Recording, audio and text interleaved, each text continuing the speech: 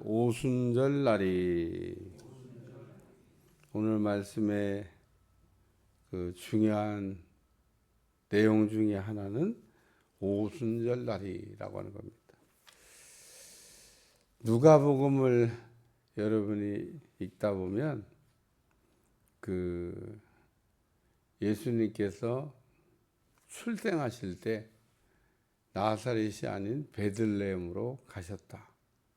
근데 누가가 그 예수님께서 나사렛에서 베들레헴으로 간 것을 어떻게 그 정리하고 있냐면 가이사 아구스토가 천하로 호적하던 때 이렇게 써놨어요.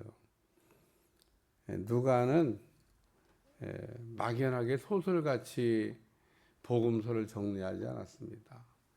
왜냐하면 예수님이 베들레헴에 태어났어요 라고 얘기하면 그 베들레헴에 태어난 사람이 뭐 한둘이에요. 예수님만 태어난 것도 아니고. 근데 딱 사건을 특정한 거예요. 사건. 그 예수님 출생할 때 무슨 사건이 있었냐. 가이사 아구스토가 천하로 호적하라고 한 때. 그래서 그 이스라엘 땅에는 모든 사람들이 우리나라 추석 명절 때 고향으로 가듯이 다 고향으로 이동을 시작했습니다. 안 가도 되냐? 안 갈 수 없습니다. 만삭된 마리아도 안 갈 수가 없어요.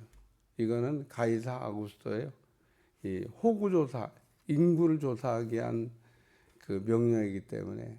인구조사는 왜 해요? 그 뭐 여러 가지 목적이 있는데 뭐 군사를 징집할 때라든지 세금을 그 이렇게 징수할 때라든지 이런 목적이 있어요. 그러니까 인구가 몇 명이냐? 그래서 그 인구에 따라서 세금이 얼마 들어오겠구나. 군인을 몇 명 정도 뽑을 수 있겠구나. 뭐 이런 거를 추정하기 위해서 그 옛날에도 그 인구조사를 했어요. 인구조사. 그러니까 가이사 아구스토가 인구조사하는 방법은 그 각기 고향으로 돌아가는 겁니다. 고향으로 돌아가라. 그러니까 베들레헴에 몇 명이 있냐? 야, 그 옛날에 지금보다 훨씬 더 철저하게 인구조사를 했어요. 그래야 세금을 거둘 거 아니에요? 그래도 뭐 그런 목적으로 아마 그 인구조사를 했을 텐데 가이사 아구스토가 천하로 호적하라. 인구조사입니다. 인구조사. 그러니까 예수님이 딱 출생하던 때가 가이사 아구스토가 그 호적하라고 한 때 시기가 딱 특정되기 때문에 그래서 베들레헴에 갔더니 난리가 났어요. 베들레헴 출신은 다 거기 모인 겁니다. 방이 없어. 방이. 그치 만삭된 마리아가 뭐 요셉이 빨리 가야 돼 아무리 서둘렀다고 한들 만삭된 아기를 곧 낳을 것 같은 마리아가 무슨 수로 빨리 걸어갔겠어요. 요즘같이 무슨 KTX 타고 가는 것도 아니고. 예. 그러니까 늦게 도착하다 보니까 가긴 가야 돼서 빈 방이 없어갖고 예수님이 마국간이라도 빌린 게 어쩌면 또 그 다행일지도 몰라요. 어디 뭐 유할 데가 없습니다. 어쨌든 그런 시기 때 이런 거를 특정하고 있어요. 근데 이 성령이 임하셨을 때도 오늘 설교 제목이 제가 오순절 날이 이미 이름에 오순절 날이 이르렀다는 게 아니에요. 오순절 날이 이미 이름에 우리는 성경의 그 글자 하나하나를 왜냐하면 표현을 어떻게 했냐. 오순절 날이 이미 이름에. 그래서 제가 이 예수님께서 성령을 받으라고 말씀하시면서 요한은 물로 세례를 베풀었거니와 너희는 몇 날이 못되어. 이 몇 날이라고 하는 표현을 제가 늘 해석할 때마다 우리가 생각하는 것보다 훨씬 더 빠르게 제가 그렇게 해석하는데 뭐 성령 사역을 하면서 제가 깨달은 건데 적절한 표현이라고 생각합니다. 우리가 생각하는 것보다 훨씬 더 빠른 속도로 우리가 그 원하는 것보다 더 빠르게 하나님은 우리의 기도에 우리가 생각하는 것보다 훨씬 더 빠르게 응답하시지, 우리 하나님께서 뭐가 부족해서 뭐 우리가 기도하면 안 된다, 좀 기다려라, 나중에 하면 안 되겠냐, 이런 얘기 별로 안 하셔요. 그리고 또 거기다가 한 가지 더, 약속하신 것을 주실 때, 이 성령을 부어주신다고 하는 것은 이건 이미 요엘 선지자를 통해서 약속이 되어 있는 것을 예수님께서 언급하신 거예요. 무슨 구약의 선지자를 통해서 약속하지도 않은 것을 새롭게 예수님께서 말씀하신 내용이 아닙니다. 예수님은 새롭게 말씀하시는 것보다는 구약의 예언을 성취하러 오신 분이기 때문에 다 구약의 예언을 인용하셔요. 구약의 예언자들이 예언한 대로 예수님은 사셨어요. 그렇게 오셔서, 그러니까 구약의 예언자들이 예언한 대로 오셔서 예언한 대로 사시다가 예언한 대로 죽으시고 예언을 다 이루셨다. 이게 예수님의 삶입니다. 그러니까 예수님의 삶을 한마디로 요약하면 예수님은 예언자들이 말한 대로 오셔서 예언자들이 말한 대로 사시다가 예언자들이 말한 대로 죽으시고 예언자들이 말한 대로 부활 성천하셨다. 이게 다 예언이에요. 다 그렇게 되어 있는 거를 예수님이 이루신 거지, 예수님이 무슨 해 아래 새 것이 없다고 무슨 새로운 거를 이렇게 새롭게 막 만들어내신 게 없어요. 그러니까 예수님께서 구약의 그러므로 요엘 선지자가 뭐라고 예언을 했냐? 말세에는, 또 이 말세가 중요해요. 말세에는 그 성령이 부어진다고.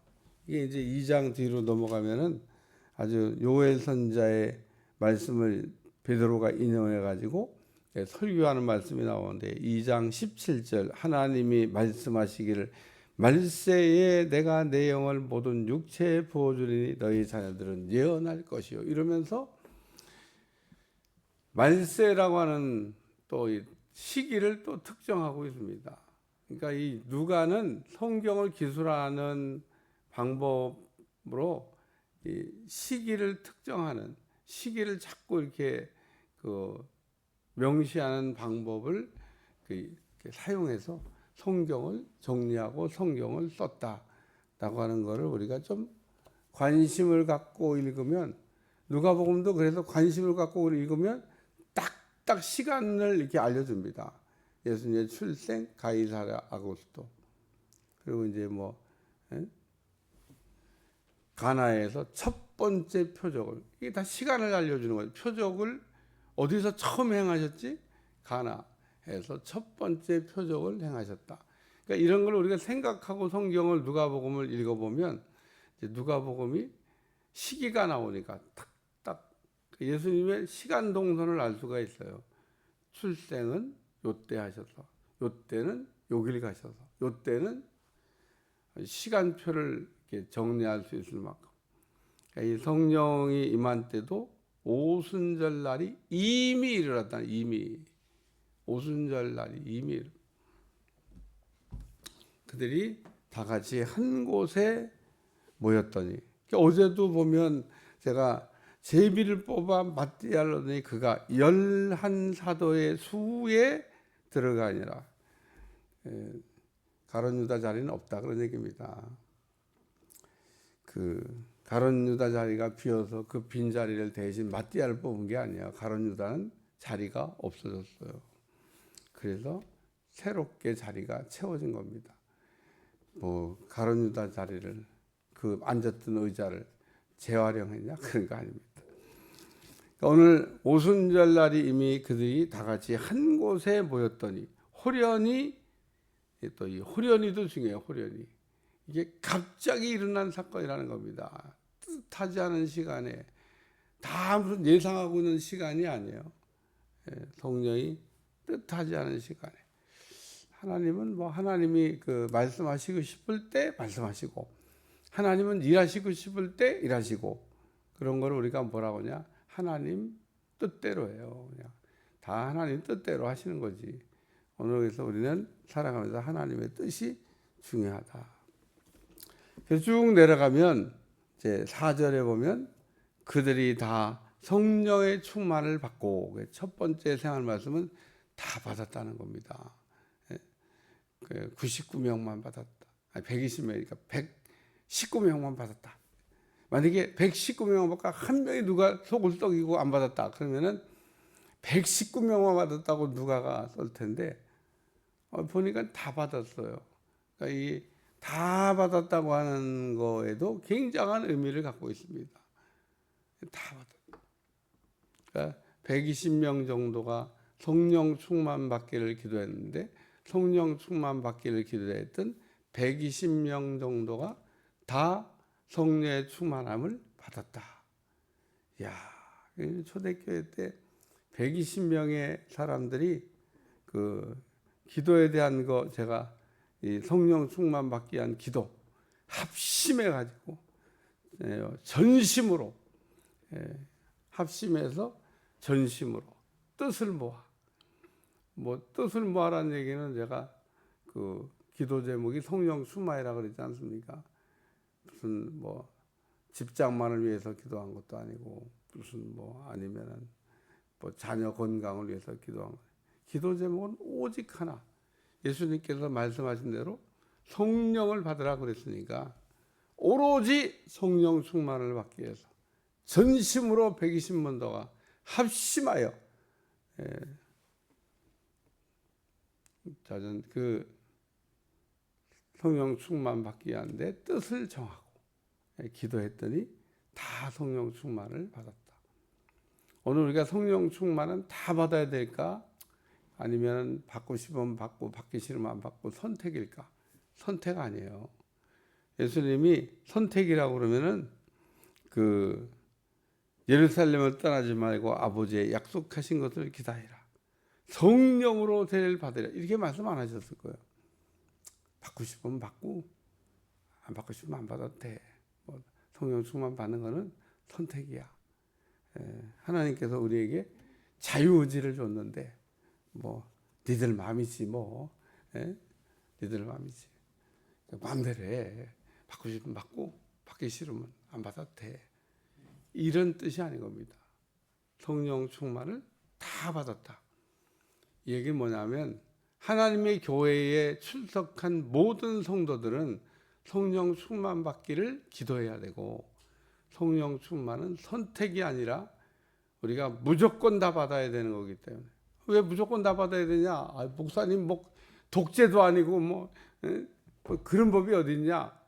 또 이러고 얘기할 사람이 있을지 몰라요. 설교 들으면서 또 그런 마음이 또 드는 분이 있을지 몰라. 내가 그런 내 마음, 우리 마음이지, 자유지. 저는 자유라고 하는 표현을 잘 못 해석해가지고 아무데나 갖다 자유라고 하는데, 우리가 이 자유라고 하는 말은 예수님 안에서의 자유지 예수님을 벗어난 자유는 없어요. 그러니까 오늘 우리가 자유다 그럴 때 그 프리덤이라고 하는 자유는 예수님 안에서의 자유, 예수님 밖에서의 자유는 없어요. 그러니까 오늘 우리는 예수님 안으로 들어가야 되고, 예수님 안으로 들어갔으면 그 예수님 안에서 자유인 겁니다. 많은 사람들이 예수님 안에서의 자유를 생각하지 아니하고 예수님 밖에서의 자유를 생각하는데, 그건 자유가 아니고 방종이라 그러는 거예요. 방종. 많은 사람들이 오늘날도 프리덤에 리버티란 자유를 얘기하면서도 그 자유조차도 그게 대한민국 안에서의 자유인데, 대한민국을 벗어난 자유를 자꾸 얘기해요. 그건 자유가 아닙니다. 대한민국 안에서의 자유, 프리덤. 이건 예수님 안에서의 자유. 그러니까 항상 안에서가 중요해요. 안에서가. 벗어나면 안 됩니다. 그래서 다 성령의 충만을 받았다. 여기서는 왜 그러냐면 얼마나 좋았을까. 성령 충만 받기를 기도했는데 다 받았으니까. 누구는 그냥 주고, 누구는 못 받고, 누구는 부자라서 받고, 누구는 가난해서 못 받고, 누구는 잘나서 받고, 누구는 못나서 못 받고, 이랬으면은 그럴 텐데, 여기에는 신분고와 빈부 귀천이 없습니다. 모인 사람은 다 받았어. 이게 중요한 겁니다. 120명이 성령 충만 받기를 약속을 신뢰하고 모여서 합심하여 전심으로 기도한 사람은 빈부귀천 지혜와 공고를 막론하고 다 받았다는 겁니다. 우린 가끔 가다가 다 받았다는 얘기를 하면 어린아이는 애들은 가라. 애들이 무슨 성령 충만을 받냐. 그 얘기도 아닌 겁니다. 애들은 성령 충만을 안 받아도 돼? 어른은 받아도 돼? 세례를 애들은 받으면 안 되고 어른만 받아야 돼? 아닙니다. 우리가 무식하면 그런 얘기할 수 있지만 어린아이든 그러니까 말귀만 알아들을 수 있으면 말귀 못 알아듣는 애는 좀 하나님이 하신 모를까 좀 쉽지가 않아요. 말귀 못 알아듣는 애를 어떻게 말도 못 알아듣는데 성령 충만을 하는데 제가 보니까 말귀만 알아들으면 성령 충만을 받더라고요. 야, 그래서 어린아이도 말귀만 알아들으면 잘 설명을 하고 성령 충만을 받아야 된다고 하는 것을 가르쳐서 나오기만 하면 다 받는다. 그래서 제가 이 사역을 할 때 어린아이들 많이 성령 충만 베풀었는데 어른하고 어린아이하고 누가 더 베풀기가 쉬울까요? 어린아이가 쉬워. 어른이 훨씬 더 어렵습니다. 이 얘기는 뭘 뜻하냐? 어린아이가 그만큼 깨끗하고 순수하고 때묻지 않았다는 거고요. 어른은 아주 때묻고 더럽고 깨끗하지가 않아서 이 성령 충만을 받는 이 조건을 만드는데 그 조건이 뭐예요? 회개하는 거예요. 회개하는 거. 회개를 먼저 시키고 막 때를 벗겨놓고 그리고 이제 뒤에 이제 또 그런 내용도 나옵니다. 우리가 어떻게 그러면 하니까 회개하라고 그래요. 회개하라고. 그러면은 하나님 주시는 성령을 선물로 받으리라. 할렐루야. 그래서 오늘 다 충만함을 받고 두 번째 말씀은 따라 성령이 말하게 하심을 따라 성령의 말하게 하심을 이게 성령 충만입니다. 우리가 성령 충만이 뭔가 그럴 때 성령의 말하게 하심을 이게 성령 충만이에요. 성령에 사로잡히는 것을 성령 충만이라 그렇게 얘기합니다. 그러니까 이 성령 충만이 뭐냐 그럴 때 성령 충만은 성령님께 우리가 잡히는 거다. 성령님은 우리를 이렇게 성령 충만을 주세요라고 우리가 기도하면 성령님은 우리를 이렇게 잡으러 내려오십니다.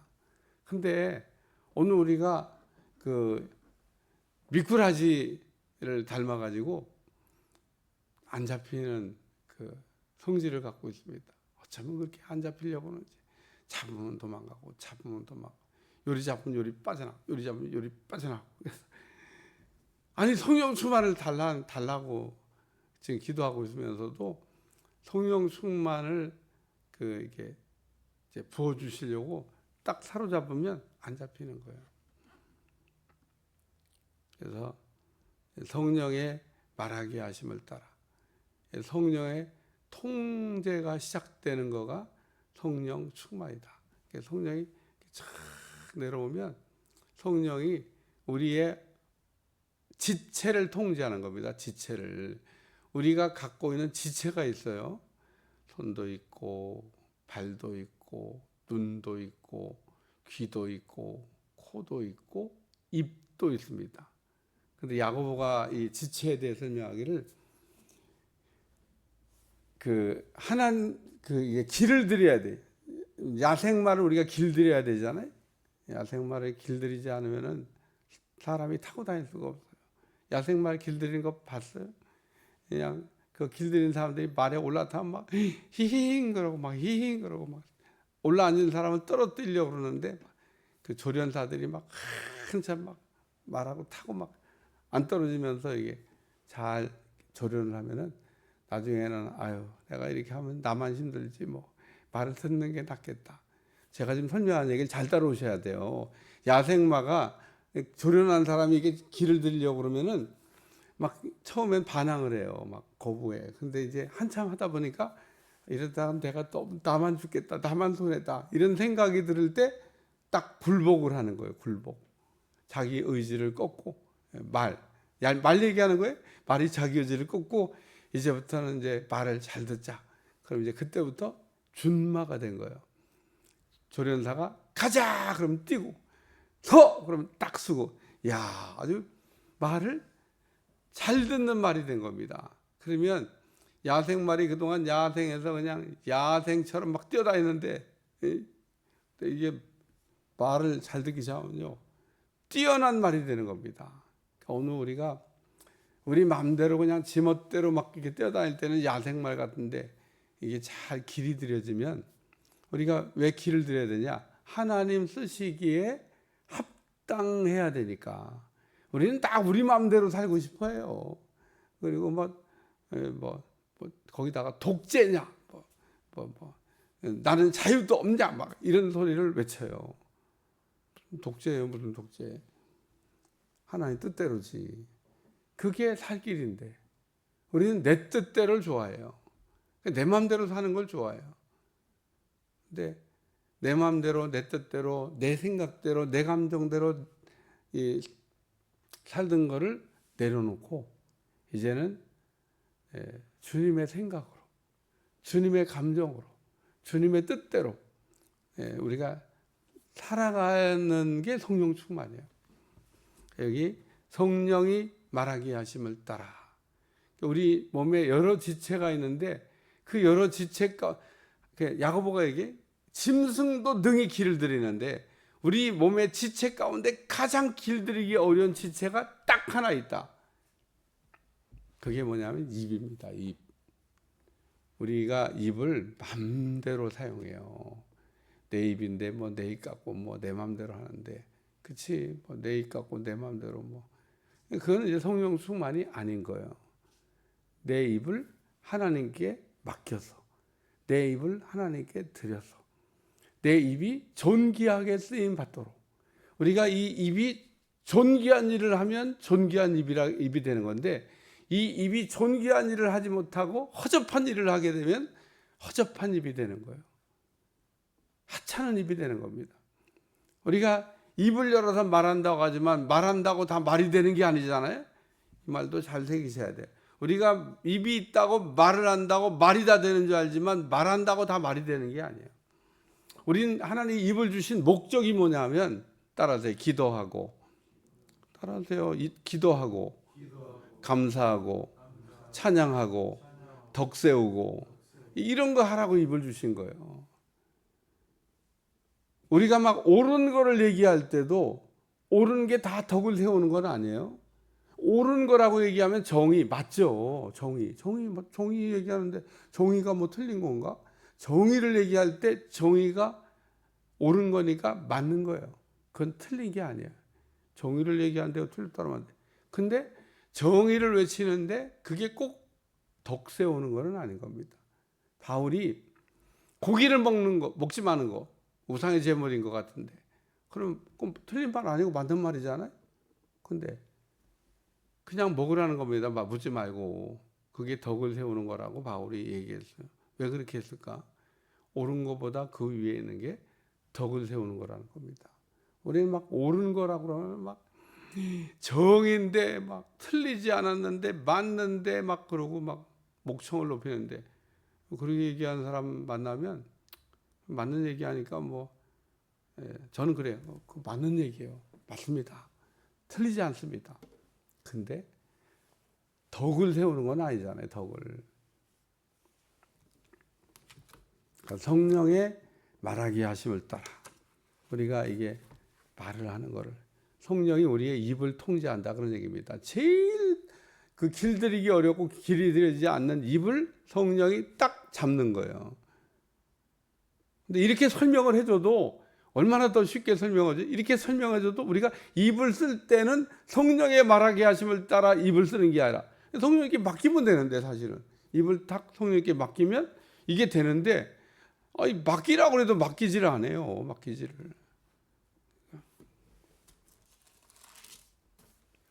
세 번째 말씀은 다른 언어들로 따라, 다른 언어들로 따라, 다른 언어들로. 이게 이제 방언을 했다, 그런 얘기입니다. 제가 늘 얘기하지만 성령 충만이 방언은 아니에요. 근데 우리가 성령이 충만할 때 성령님께서 필요를 따라서 각기 다른 언어로 방언의 기도를 하게 하십니다. 왜 방언으로 기도하냐? 이거는 마음의 기도가 아니고 영의 기도라는 거. 이거 고린도전서 14장에 나와요. 고린도전서 14장을 그냥 너덜너덜하게 읽으셔야 돼. 고린도전서 14장을 너덜너덜하게 읽으셔야 돼. 거기에 방언의 비밀이 다 나옵니다. 사도 바울이 얼마나 그 내용을 간결 명료하게 정리해 놨는지 몰라요. 거기에서 딱 특이한 우리가 기억해야 될 말씀이 한 말씀이 있는데, 그게 뭐냐면 내가 너희들보다 더 방언을 많이 말함으로 하나님께 감사한다. 사도 바울 가라사대 바울이 방언 기도를 많이 했다고 고린도에 분명히 기술하고 있습니다. 우리가 방언 기도를 많이 해야 되냐 적게 해야 되냐, 제론의 여지가 없습니다. 무조건 많이 해야 됩니다. 왜 무조건 많이 해? 바울이 많이 했으니까. 우리가 바울보다 더 신령할 수 있습니까?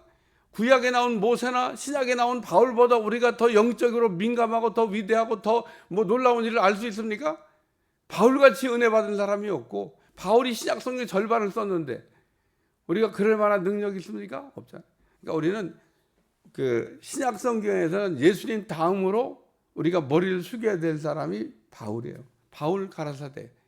이거는 예수님의 말씀은 하지만 거의 예수님과 같은 말씀이라고 우리가 생각하고 읽어도 과언이 아닌 겁니다. 예수님의 말씀은 그냥 하나님의 말씀이니까 우리가 그거는 가감할 수가 없죠. 근데 그 다음으로 중요하게 생각하게 될 말씀이 사도 바울 가라사대.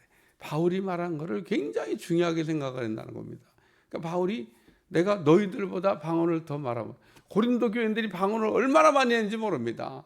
근데 그렇게 많이 한 고린도 교인보다도 내가 너희보다 더 방언을 많이 해. 왜 내가 방언을 많이 하냐? 좋은 거니까, 유익한 거니까. 그게 성령 충만의 그 결과물이니까. 성령이 우리가 충만할 때 성령의 내 혀를 통제하기 시작할 때 나타나는 게 방언이니까. 방언으로 기도할 때 영력을 얻게 되니까, 영적인 힘을 얻는, 그리고 영적인 교제를 하게 되니까. 영적인 일은 영적으로 하는 거예요. 그래서 오늘 성령의 충만을 받고 이 혀가 길들여지고 방언을 말하기를 시작했다. 기도하겠습니다. 나는 오늘도 성령 충만에 관한 말씀을 듣게 하심을 감사하며 귀한 말씀을 통해서 깨닫게 하시고 다시금 성령 충만으로 무장하게 하셔서 은혜로운 삶을 살아가도록 역사에 주옵소서. 예수님의 이름으로 간절히 기도하옵나이다. 아멘. 하늘에